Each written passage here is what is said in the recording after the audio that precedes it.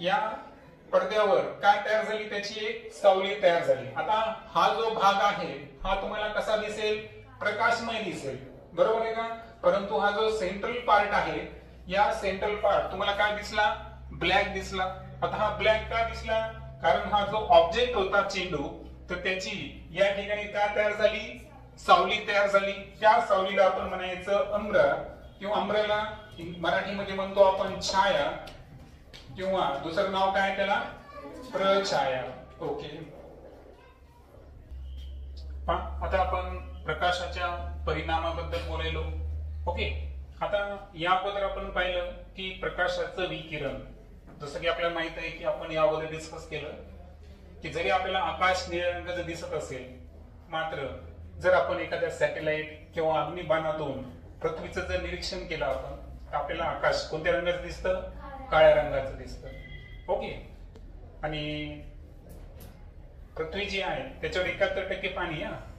पृथ्वीला जर आकाशातून पाहिलं तर पृथ्वी कोणत्या रंगाची दिसते, निळ्या रंगाची दिसते. ओके.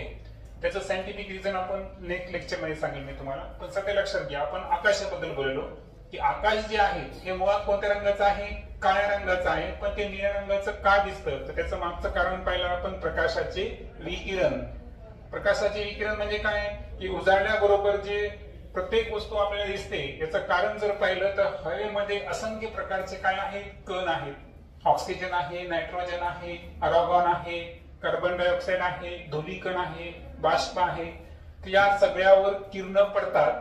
किरण पडल्याबरोबर तुम्हाला माहित आहे की सूर्यप्रकाशामध्ये किती रंग असतात, 7 रंग असतात. आणि हे 7 रंग या कणावर आदळल्यामुळं ते प्रकाश किरण जे आहेत, तर ते काय होतात, तिथं स्वतःचे काय बदलतात, दिशा बदलतात. आणि त्या ठिकाणी त्या लहान लहान कणावर आदळल्यानंतर सर्वात जास्त विकिरण जर कोणतं पाहिलं आपण, तर ते कोणत्या रंगाचं आहे, निळ्या रंगाचं आहे. आणि दॅट्स वाय आकाश जे आहे ते आपल्याला कोणत्या रंगाचं दिसलं, निळ्या रंगाचं दिसलं.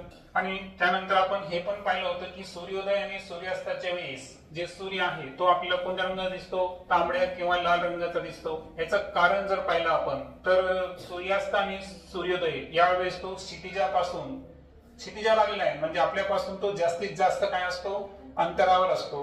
आता जास्तीत जास्त अंतरावर असल्यामुळं मला सांगा, सर्वात जास्त विकिरण कोणाचं होतं, निळ्या रंगाचं. मग जितकं दूर असेल तितक्या जास्त अंतरापर्यंत तो त्या रंगाचा प्रकाश जाऊ शकतो का, नाही. म्हणजे सूर्योदय आणि सूर्यास्ताच्या वेळेस जो निळा प्रकाश आहे त्याचे तो हवेमध्येच काय झालं, त्याचं विकिरण झालं, तो आपल्यापर्यंत पोहोचला का, नाही. तो दिसेनासा होतो. आणि जास्त अंतरापर्यंत प्रवास कोणी केला, तांबड्या किंवा लाल रंगाने केला. आणि म्हणून जे सूर्य आहे हा, याच्या मागचं जर सायंटिफिक रिझन पाहिलं आपण, सूर्योदय आणि सूर्यास्ताच्या वेळेस तो तांबड्या रंगाचं का दिसतो, तर उत्तर काय सांगणार तुम्ही, की जे प्रकाशाचं विकिरण होतं है ना, हवेतील सूक्ष्म कणांमुळे जे प्रकाशाचं विकिरण होतं ते निळ्या रंगाचं सर्वात जास्त आहे. आणि त्यामुळे सूर्योदयाच्या वेळेस त्याला जास्त अंतर तो ट्रॅव्हल करू शकतो का, नाही. मध्यान्हाच्या वेळेस जर पाहिलं आपण, आता सध्या किती वाजले, सकाळचे 11 वाजले, यावेळेस आकाश निळ्या रंगाचं काय दिसायलं, कारण सूर्य आपल्या पृथ्वीपासून काय आहे, कमी अंतरावर आहे, बरोबर. पण सूर्योदय आणि सूर्यास्ताच्या वेळेस तो क्षितिजावर म्हणजे आपल्यापासून खूप जास्त अंतरावर आहे. म्हणून ते विकिरण जे निळ्या रंगाचं ते पाहू शकतो का आपण, नाही. कारण त्याचं विकिरणचं प्रमाण कसं आहे, जास्त. पण लाल रंगाचं विकिरणचं प्रमाण कमी असल्यामुळं त्यावेळेस सूर्योदय आणि सूर्यास्ताच्या वेळेस आकाश आपल्याला कोणत्या रंगाचा दिसला, लाल रंगाचा दिसला. हे आपण प्रकाशाच्या विकिरणाचा एक सिद्धांत या अगोदर स्टडी केलेला आहे, ज्याला इंग्रजीमध्ये काय म्हणतो आपण, स्कॅटरिंग ऑफ लाईट. ओके. तर स्कॅटरिंग ऑफ लाईट हा जो इफेक्ट आहे, या इफेक्ट मुळे जे आहे ती स्कॅटरिंग कोणत्या रंगाची आहे, ब्ल्यू रंगाची मॅक्झिमम होते. आणि दॅट्स वाय जो स्काय आहे तो आपल्याला कोणत्या रंगाचा दिसला, ब्ल्यू रंगाचा दिसला. आणि रेड रंगाचं जे स्कॅटरिंग आहे हे ब्ल्यू रंगापेक्षा मिनिमम असल्यामुळे सनसेट आणि सनराईज म्हणजे सूर्योदय आणि सूर्यास्ताच्या वेळेस जो सूर्य आहे तो आपल्याला कोणत्या रंगाचा दिसला, तांबड्या किंवा लाल रंगाचा दिसला. आता प्रकाशाचा दुसरा इफेक्ट आपल्याला बघायचा आहे, shadow form by point source. पहा, जे बिंदू स्त्रोत आहे है ना, बिंदू स्त्रोत, पॉइंट सोर्सला काय म्हणू आपण, बिंदू स्त्रोत. आता बिंदू स्त्रोत जर असेल, बिंदू स्त्रोत म्हणजे काय की प्रकाशाचा एकच किरण आपल्याला घ्यायचं असं आपण कन्सिडर करू, हे की नाही. तसं तर सॉर्टिंग करता येत नाही, पण आपल्या रेफरन्स साठी जे आहे तर आपण एक पॉइंट सोर्स घेऊ. जसं की इथं एक स्क्रीन लावलेला आहे, पडदा लावलेला आहे आणि त्याला एक छोटस छिद्र आहे पहा, काय एक स्मॉल, आणि याच्यातून आपल्याला प्रकाशाचं जे आहे एक बिंदू स्वरूपातला काय घेतला आपण, एक माध्यम घेतला है ना, स्त्रोत घेतला. म्हणून त्या पॉइंटला काय म्हणलो आपण, पॉइंट सोर्स. पॉइंट सोर्स म्हणजे काय, बिंदू स्त्रोत. मग आता मला सांगा, कॅन्डल आहे, मेणबत्ती, ती जर आपण लावली तर काय होईल, त्याचा प्रकाश सर्व दिशेने काय होतो, पसरतो. म्हणजे त्याला आपल्याला पॉइंट स्वरूपात घेता येते का, नाही.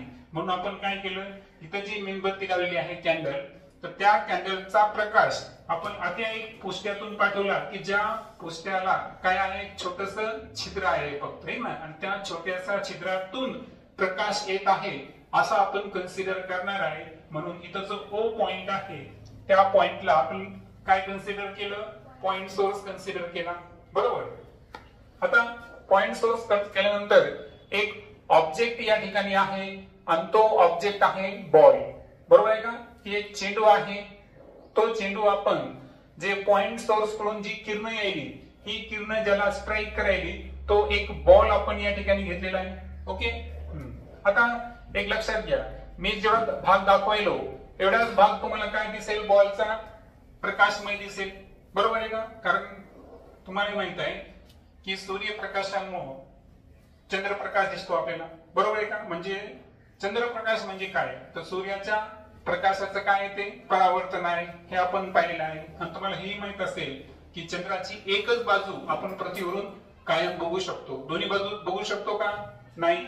दॅट्स वाय इथं जो चेंडू आहे याचा काही भाग हा पॉइंट सोर्स मुळे प्रकाशात आहे आणि काही भाग जो आहे तो कसा आहे, अंधारात आहे, बरोबर. आता पॉइंट सोर्स पासून निघणारी जी किरण आहे ही आता बॉलला आपण काय कन्सिडर केलं, बॉलचा जो सरफेस आहे त्याला आपण काय कन्सिडर केलं, पी क्यू. काय कन्सिडर केलं, पी क्यू. आता पी आणि क्यू मधून ही जी किरण आहेत ही किरण जेव्हा त्यांना भेदून निघाली, बरोबर आहे का, तर याच्यामुळं काय झालं की या पडद्यावर काय तयार झाली, त्याची एक सावली तयार झाली. आता हा जो भाग आहे हा तुम्हाला कसा दिसेल, प्रकाशमय दिसेल, बरोबर आहे का. परंतु हा जो सेंट्रल पार्ट आहे, या सेंट्रल पार्ट तुम्हाला काय दिसला, ब्लॅक दिसला. आता हा ब्लॅक का दिसला, कारण हा जो ऑब्जेक्ट होता चेंडू, तर त्याची या ठिकाणी काय तयार झाली, सावली तयार झाली. त्या सावलीला आपण म्हणायचं अम्र, किंवा अम्रला मराठीमध्ये म्हणतो आपण छाया, किंवा दुसरं नाव काय त्याला, प्रछाया. ओके. म्हणजे याचा अर्थ काय झाला की जेव्हा आपण पॉइंट सोर्स घेतला, बरोबर आहे का, एक बिंदू स्त्रोत घेतला आणि त्या बिंदू स्त्रोताच्या साह्यानं, बरोबर आहे का, त्या प्रकाशाच्या बिंदू स्त्रोतच्या साह्यानं जेव्हा आपण एक शॅडो तयार केली, म्हणजे जेव्हा काय तयार केली, त्या ठिकाणी एक छाया तयार केली, तर ही शॅडो आपण स्क्रीनवर जेव्हा ऑब्टेन केली ती कोणत्या स्वरूपाची होती हे आपण या ठिकाणी अभ्यासलं. तर लक्षात ठेवा, ओव्हरऑल यामध्ये ही जी कॅन्डल आहे, ओके, मेणबत्ती, याला आपण प्रकाशाचा स्रोत धरला का, नाही. आपण काय केलं, एक पुष्ट आहे त्यामध्ये एक छोटस काय केलं, आपण एक छिद्र केलं, पॉइंट सोर्स, त्याला आपण कन्सिडर केलो, त्यालाच आपण काय म्हणलो, बिंदू स्त्रोत म्हणलो. बिंदू स्त्रोतापासून आता जो प्रकाश पुढे चालला होता त्याच्या प्रकाशाच्या माध्यमामध्ये एक ऑब्जेक्ट आपण ठेवला, बरोबर आहे का. आता त्या ऑब्जेक्टवर प्रकाश पडल्यामुळं त्या ठिकाणी काय झालं, बरं पहा इकडे प्रकाशाचं काय झालं सांगा, परावर्तन. काय झालं, परावर्तन. म्हणजे चेंडूच्या ज्या ज्या भागावर है ना, जेवढ्या भागावर प्रकाश पडला, आता मी तुम्हाला करून सांगितलं होतो, मी तुम्हाला सध्या काय दिसत आहे, कारण बाहेरच्या प्रकाशाचं माझ्या शरीरावरून काय होत आहे, परावर्तन होत आहे, आणि हे इमिट झालेले रेज हे तुमच्या डोळ्यामध्ये जाऊन तुमच्या रेटिनावर काय होतं, इमेजचं फॉर्मेशन व्हायलं, म्हणून मी तुम्हाला दिसायलो, बरोबर आहे का. म्हणजे ही जी सावली किंवा छाया निर्मिती झाली ही कशामुळे झाली बरं, कारण पॉइंट सोर्स पासून निघणारी जी किरण आहेत ती एवढ्या भागामध्ये पोहोचली का, नाही. म्हणजे जसं की ए बी हा एवढा भाग आहे या एवढ्या भागामध्ये सावली निर्माण होण्याचं कारण काय असेल? तर ते कारण काय आहे पहा, वरच्या भागामध्ये प्रकाश किरण पोहोचले एवढा भाग सोडून, मग जिथे प्रकाश किरण पोहोचले तिथं काय झाली नाही, छाया निर्मिती झाली नाही. परंतु ज्या भागामध्ये प्रकाश किरण पोहोचू शकले नाही तेवढ्याच भागामध्ये कशाची निर्मिती होते? छाया म्हणजे प्रछायाची निर्मिती होते. एवढं इथं लक्षात ठेवायचं. आणि प्रछाया ही केव्हा तयार होते? जेव्हा प्रकाशाच्या कशामध्ये प्रकाश जे आहे हे ट्रॅव्हल करत असताना त्याच्यामध्ये जर काय तयार आला, अडथळा निर्माण झाला, तर निश्चितच तिथं प्रकाशाचं परावर्तन होऊन त्याच्या विरुद्ध बाजूला काय तयार होते? सावली म्हणजे छाया तयार होते. पहा ना, आपण एखाद्या ठिकाणी फोकस लावलेला आहे, बरोबर आहे का? तिथं जर आपण उभा राहिलो तर आपल्याला काय दिसते? आपली सावली. ऍक्च्युअल ती सावली आहे का? ते फक्त असा भाग आहे की ज्या ठिकाणी प्रकाश किरण काय झाले, पोहोचू शकले नाही, बरोबर आहे का? फक्त काय होतं, आपल्या शरीराच्या आकारामुळे बरोबर आपल्या शरीराच्या जी बाहेरचा सरफेस आहे ना, बाहेरची जी कडा असते आपल्या शरीराची, त्या प्रकारची आपल्याला सावली दिसते. येते लक्षात? मग जी सावली तयार झाली, मुळात तो सावली नाहीच. लक्षात आलं का? जी पण आपण छाया बघतोय है ना, तर तो असा भाग आहे की त्याला आपण अप्रकाशित भाग म्हणू. काय म्हणू? अप्रकाशित भाग. म्हणजे जर तुम्हाला असं विचारलं की छाया किंवा प्रछायाला आपल्याला जर डिफाईन करायचं असेल ना, एका शब्दामध्ये त्याची जर व्याख्या करायची असेल तर ती व्याख्या काय असेल? अप्रकाशित भाग.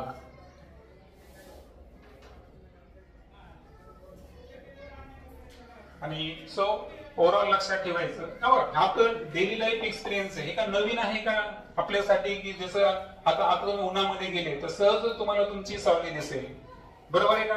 परंतु जे प्रकाशाचा सोर्स आहे त्याचा अँगल पण महत्वाचा आहे. पहा तुम्ही, पहा सकाळी सकाळी तुमची सावली दिसेल तुम्हाला थोडीशी लांब दिसेल, आणि जसे आपण दुपारचे 12 वाजता तस सावलीचा आकार काय होत गेला बरं? लहान लहान होत गेला. त्यानंतर 12च्या नंतर जर पाहिला आपण तर सावलीचा आकार काय होत जातो? मोठा मोठा होत जातो. त्यानंतर प्रकाश जर जास्त असेल तर सावली कशी दिसेल?